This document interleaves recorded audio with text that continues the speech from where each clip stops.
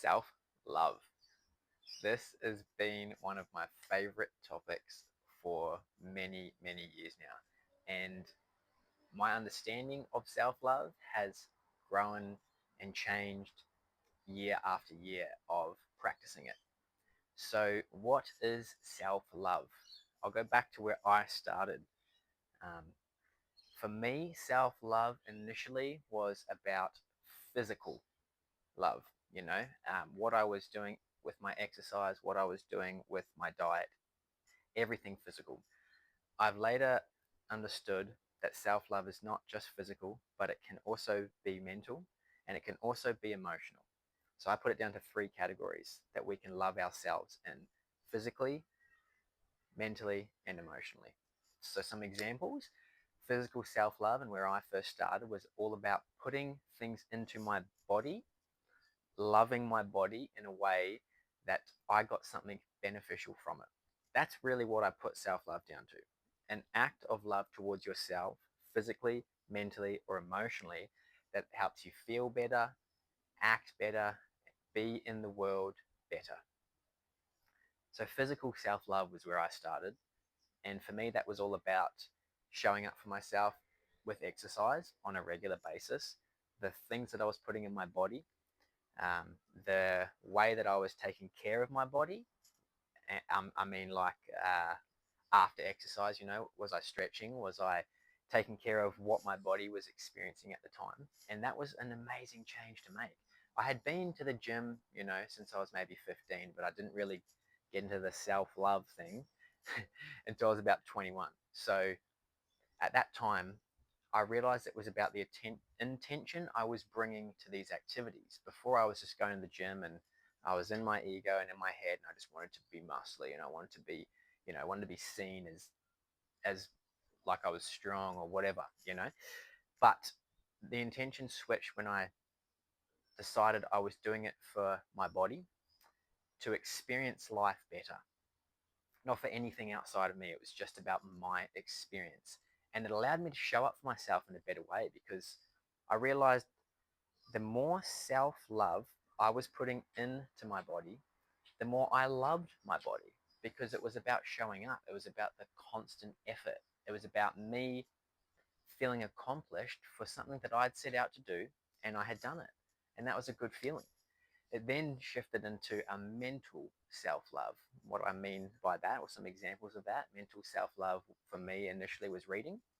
I was able to develop my mind and understand things and learn things, and that was stimulating and good for my brain chemistry, all that sort of stuff. And I noticed a difference in the way that I'd articulate things, the way I could communicate with people, and the topics I could then discuss from what I had learnt from reading. So that was a mental self love. And there's a lot of other examples of that too. Emotional self love, however, is only been recent for me, maybe a year or 2 years. And that was about understanding how I'm feeling at that time, if it's not loving towards myself, and attending to those emotions that I was feeling in a loving way. Because for most of my life, I had rejected, I had I had ignored, I had forced down any negative emotion, not allowing myself to experience that feeling, and so prolonging its effects, and then affecting my body too. Because when that energy was stored down in there, a lot of repercussions were happening physically as well, which gave me a brief understanding that maybe everything is connected, which I later learned it was. So that emotional self-love that I'm talking about can come in different forms too. You don't have to go to this extreme depth and profound side of it. It can be something as simple as journaling, which was a great tool for me. It was about me being honest with how I was feeling, putting it down on paper so that it wasn't just stirring around in my mind and creating stress and anxiety about what was to come, but I allowed myself to get it on paper. And so I took a wee bit of that load off. And I realized the more I did that, the better I felt. So I kept doing those small snippets of emotional self love.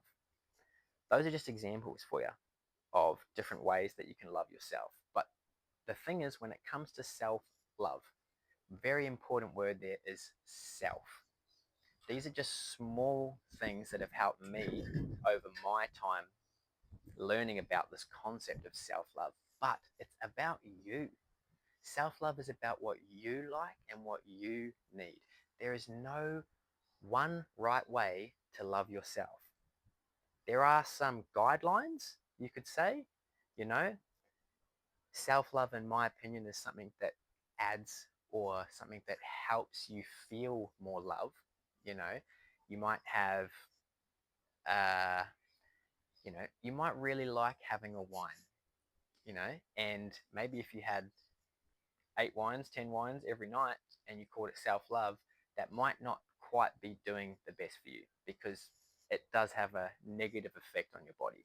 But 1 or 2 wines, that might be okay, and your body might be able to handle that. And the self love part of that might just be that when you have those 2 wines, you feel relaxed. That could be self love if that is your buzz. As long as it's giving you something positive and that positive is outweighing the negative effect. I'm not saying go and drink a whole bunch of alcohol and wash your problems away. It's probably not the best example, but what I'm trying to describe here is that self love is about you. It's about figuring out what works for you. Some people might really love running as a physical form of self love, and it's a great form too. It helps your body in a lot of ways, but someone else might not really work with that. You know, you might like walking, or you might like swimming, or you might like going to the gym, or it might just be yoga. What works for you is what is best for you. We live in a world where we see a lot of hype and a lot of people getting on board with a certain movement, whether that is running or it is lifting in the gym or whatever it is. And I myself have been caught up in that and wanted to be involved just to be involved, and it didn't really resonate with me. So I had to do a lot of trial and error. I had to experience these different things and try different things to figure out, I don't like that, but I really like this. And so I would stick to that, and that would give me the most benefits because even when you are doing physical self love, it's also mental as well. And it's also emotional. Just what I was alluding to before, it is really all connected.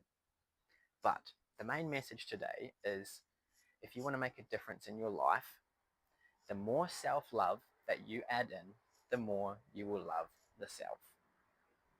It seems so simple, but it is very profound and very effective. It's helped me and many people in my life just from that one simple approach. If you're intending to love yourself through this activity and only bring good to your life, then you will see that, right? And figure out what works for you. We are all different and we're all free to be who we want to be. Some people's self-love might be disciplined diet all week and then they have a donut on Friday and they feel amazing. They feel ecstatic because they love that donut. That could be self-love because if you feel that experience of love to a to a high degree when you have that treat or whatever it is, then that's what it's all about because all you're trying to experience is more love in your life. And when you experience more love, your life is more enjoyable. At least that is my experience thus far. And just like I said, it started off with just physical and it was all about doing for me. As time went on, it was more about being what was true to myself because that trial and error process made me realize, hold on, I don't actually like that over there as much as I do like this over here. That got me thinking, wow, when I'm doing this, I'm able to be myself more. I'm able to love the experience more because it's more true to who I am. So then I started looking for the things that made me feel the best, which is really what self-love is all about.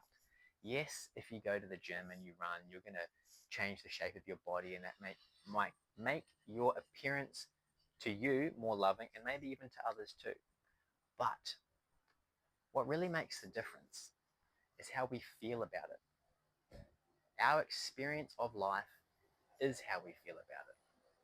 So do as much as you can to feel love so that as much of your life experience is loving.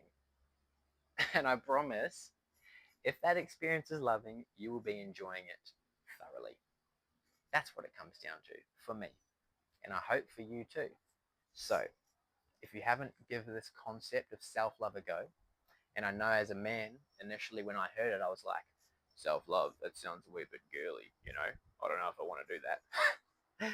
Anyway, I gave it a shot and I stayed open to it. And it's taken me on a journey of understanding myself more and I guess fine tuning the things that I want to do in my day to help myself physically, mentally, and emotionally.